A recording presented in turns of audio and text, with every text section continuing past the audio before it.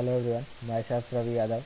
I am a student of BTech 4th year from Department of Civil Engineering, University of Lucknow. Today I am going to represent a small presentation on a topic, bubble deck slab. So let's start. These are the outlines of my presentation. First one is introduction. Bubble deck is a two-way hollow slab in which all concrete from the middle is virtually eliminated, which is not performing any structural function, and that part of concrete is known as inactive concrete. Inactive concrete is replaced by high density polyethylene hollow slab, which leads to 30 to 50% lighter slab, less energy consumption, less emission of exhaust gases like CO2, and less material use. And it constructs according to European standard. That's why it is not so popular in India.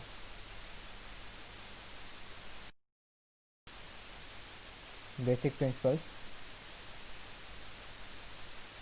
It is a sandwich-like structure in which grid of hollow plastic squares are sandwiched between layer of reinforcing mesh.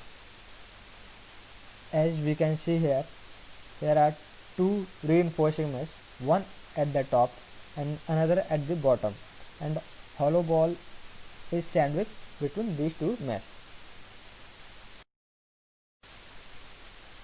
Similarly, we can see in this figure, it's a cut section of a bubble deck slab.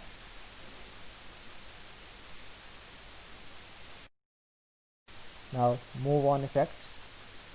Here we can compare the carrying capacity and dead load of solid deck and bubble deck. When we take carrying capacity of solid deck is 100% and dead load is also 100%, then the carrying capacity of bubble deck with the same thickness will be 200% and dead load will be 65%. And when we take a bubble deck with the same carrying capacity as a solid deck, then bubble deck slab dead load will be half of the solid deck. So from this we can conclude that a bubble deck has twice the capacity with a 65% concrete and same capacity with a 50% concrete compared with a solid deck. Now type A, partially precasted slab. It is a combination of constructed and unconstructed elements.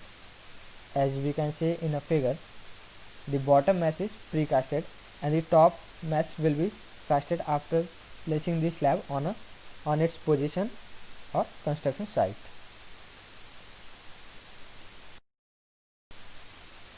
Type B, it consists of a pre-assembled sandwich of a steel mesh and plastic bubble or bubble lattice, and in this both mesh top and bottom will be casted as on construction site.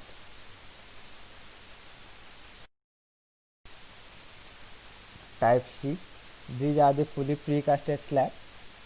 These are constructed in a shop or a factory and after that directly placed on a construction site. Material use. First one is high density polyethylene hollow spheres, which also helps to minimize wastage of plastic instead of burning and can be recovered during the demolition of building. Second one, steel reinforcement. Generally high grade steel of Fe 550 or Fe 500 are used. Next one, diagonal girders, which helps to keep the bubble in a position between the top and the bottom reinforcement. Here we can see in the figure, there are the diagonal girders.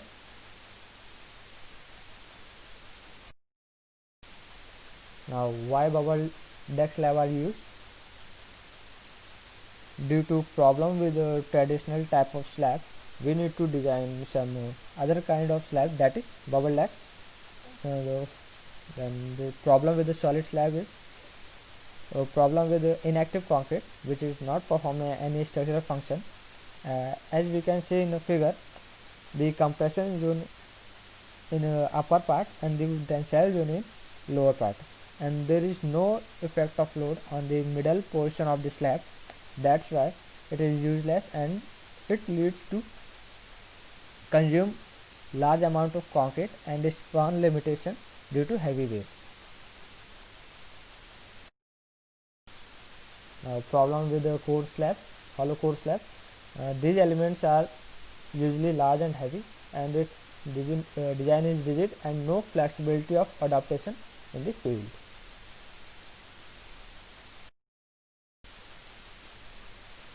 Properties: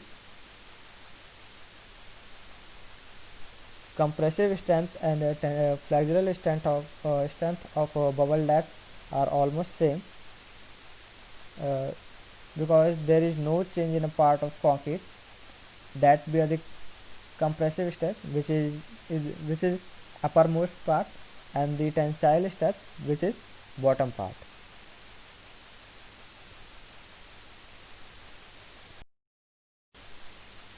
Shear strength.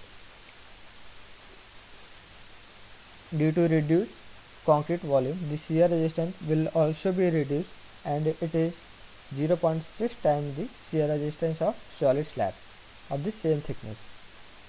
And due to low shear strength near the column, bubble deck slab is designed exactly in the same way as a solid slab, as we can see in this figure.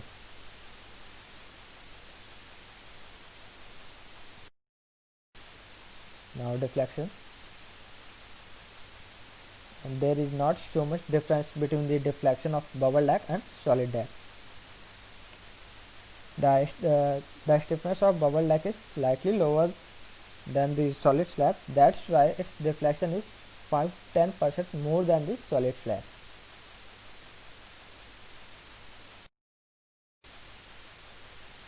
These are the responses come from finite element analysis, which show the effect of load on a deck. We can see stress distribution is almost similar for bubble deck and solid deck. Also, there is not so much difference in a deflection. As we can see, maximum deflection for the solid slab is 0.746 inches, and the for bubble deck slab is 0.821 inches.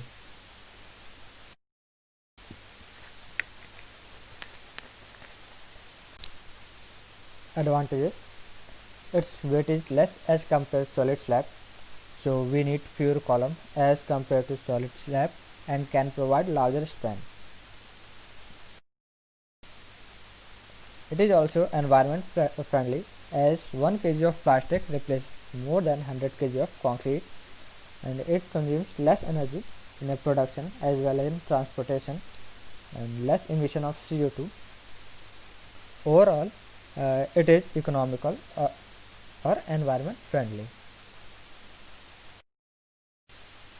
Now disadvantages: its punching shear capacity is low, and we need skilled labor for installation, and its deflection is slightly more than the conventional slab, and load carrying capacity is also less than the conventional slab. Present global scenario. There are some examples of this project. First one is Millennium Tower, Rotterdam, the first high-rise building decked with bubble deck filigree elements. These are some pictures of this building.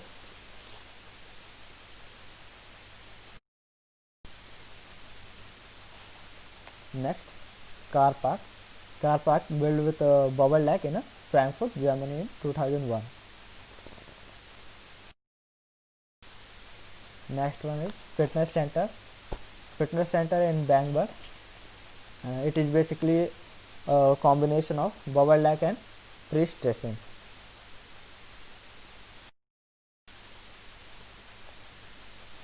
Present scenario in India.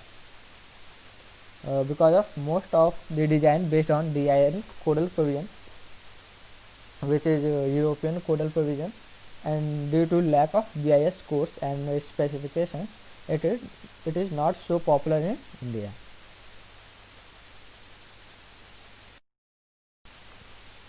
Conclusion: as we have already discussed that it is more economical, easy to construct, and environment friendly, and it eliminates up to 35% of the structural concrete, reduces the total construction material, and consumes low energy and reduces CO2 emission. But apart from these, we need further studies so we can eliminate its disadvantages and can construct it in other countries with a different specification and standards.